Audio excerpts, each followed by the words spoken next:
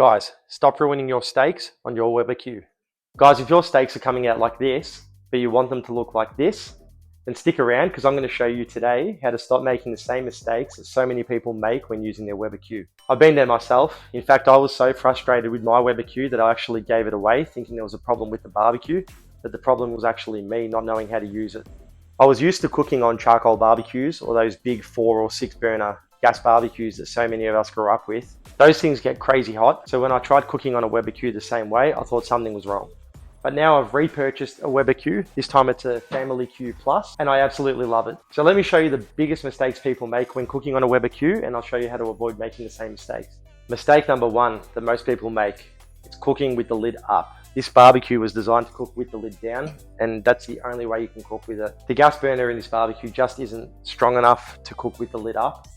I've made this mistake thinking there was actually something wrong with my burner in my old BBQ, but it's normal, that's how they all are. You just have to cook with the lid down. The gas burner on a BBQ isn't super powerful, so it relies on the lid to trap in all the heat and cook efficiently. If you're cooking steaks or chicken, keep that lid down and you'll notice a huge difference to how it cooks. On big gas barbecues or charcoal grills, you can get away with cooking with the lid up because they produce so much more heat. That's why so many people assume the BBQ can do the same, but it simply can't. Before we move on to the next tip, if you guys could like and subscribe to my channel, it would really help my channel grow. Then I can keep making videos to help you guys master your barbecue. All right, let's get into the next key mistake. This one is huge, especially for steaks. To get a perfectly seared steak, your grill has to be really hot.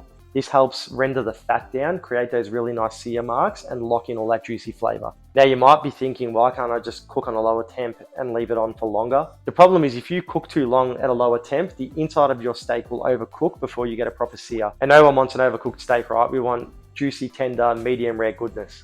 So here's what you need to do. Preheat your Weber grill for 10 minutes with the lid down. If you have the Q Plus series, then make sure you have both burners running.